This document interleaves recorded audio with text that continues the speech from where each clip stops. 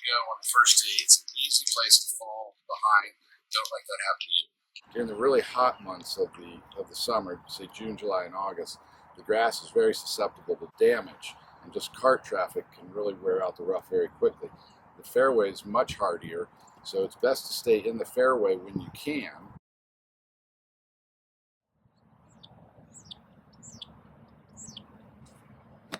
All right. Yeah, I got sand here. You can fix that. The point of replacing the divots is so that the next people that play the hole can play on a level playing surface. So you put sand in it, which is great, just to help grass grow back. However, it's not level. A ball can very easily fall into that hole. So you want to put enough sand in it so literally it's dead level with the rest of the fairway. So now if the ball rolled on top of that, it wouldn't be in the hole, nor would it be raised up. So you put just enough sand in it so that it's always level. If you come across any divots, always fill them. If you can find a piece of grass, put it back in.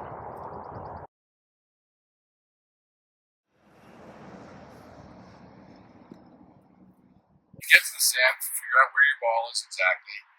If a rake is a long way from where your ball is, grab the rake and take it into the bunker with you so you're not going to have to go retrieve it after your shot.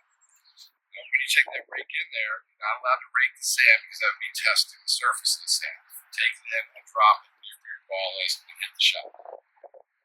Also, in the sand, if you're going to take a practice swing, that's fine, but you're not allowed to touch the sand in the practice swings. That's a penalty stroke. Once you complete the sand shot, you want to try to make as few footprints as possible when you came in to hit your ball, because now you've got to rake everything. It's important that you rake every footstep that you take. The sand needs to be perfect when you leave that ball. Unless you absolutely have to, you don't want to climb the faces of these steep bunkers. When you climb the faces of the steep bunkers, it's tearing the roots of the grass out. Not only that, we've had numerous people fall down the faces of the bunker. Does that count? Once Suzanne had gotten her ball out of the trap, even though it was on the face of the hill, she had to play the shot again until she got it on the green. She took a couple of swings at the ball. Even though the ball didn't move, she was attempting to hit it. Those count as swings, and they count as a shot. Even if the ball doesn't move, if you tried to hit it, it counts.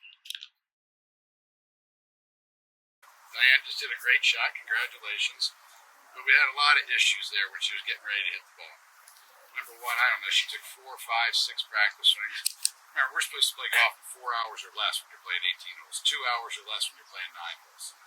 If everybody took that many practice swings, we'd be out there all day, way longer than the 4 hours you're allowed. Also, when you're taking your practice swings, remember, you're supposed to be taking care of this golf course. Now, hopefully, she's going to go back and get her sand bottle and fill this all in and repair it. But she's just done a lot of unnecessary damage to the golf course, where if she'd just taken 1 or 2 practice swings and hit the ball, she would have been way better off. And there's no proof anywhere that more practice swings makes you hit it better.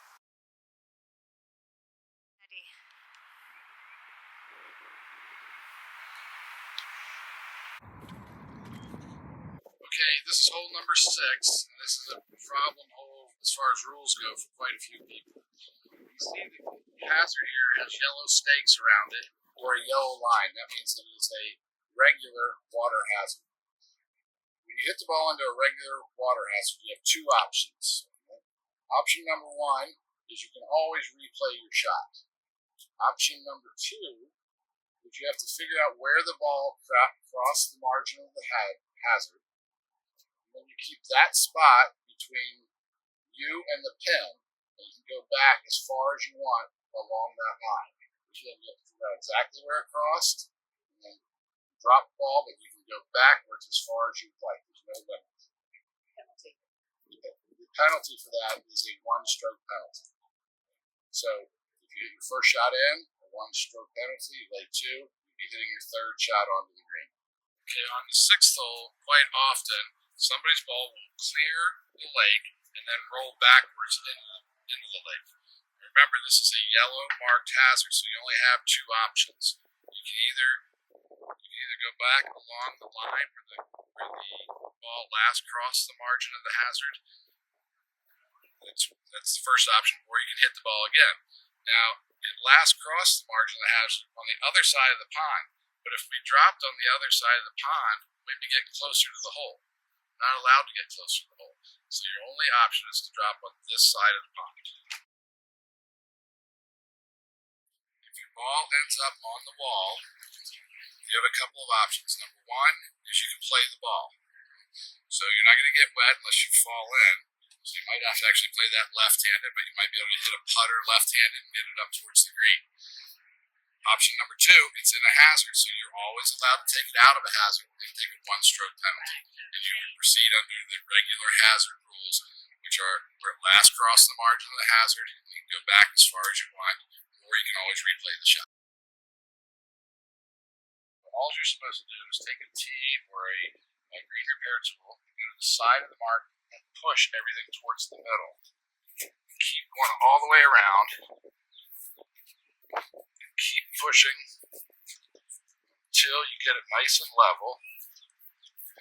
And then take a putter or a wedge and just tap it smooth. Within a few days, it'll be like nothing was ever wrong with that ground.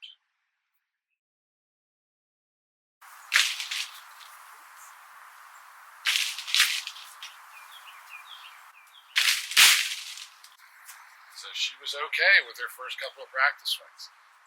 As long as you're taking a practice swing, as long as you don't knock leaves off or knock a branch off of a tree, you're allowed to touch it on a practice swing. But as soon as you change that tree and make it easier for you to play the shot because you've knocked some leaves down or knocked the branch off, that's against the rules. Now you penalize the shot. So on her third practice swing there, you saw leaves come off. She's penalized, now she's got to start over and try not to do it again. Okay, Steve, what do I do? I can't hit that. She's got a couple of options here. Number one, she could try to play the ball. The next option is to declare the ball unplayable. Right? An unplayable lie, you can take 2 club lengths, and only 2 club lengths, and you're going to receive a 1-stroke penalty. Or remember, you always have the option of going back to where you hit the last shot from and taking a penalty and replay the shot. Here, Helen, use your driver. It gives you more distance. Oh, thank you. That's smart. When she's taking this drop, she's not allowed to go any closer to the hole. She cannot get any closer. Thank you. Oh, yeah. This is good.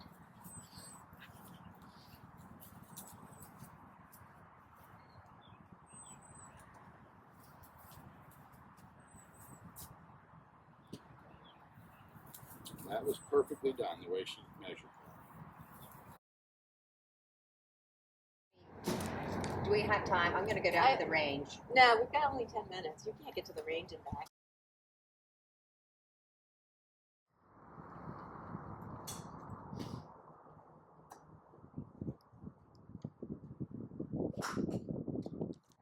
Hey Sue, how'd you do on that hole?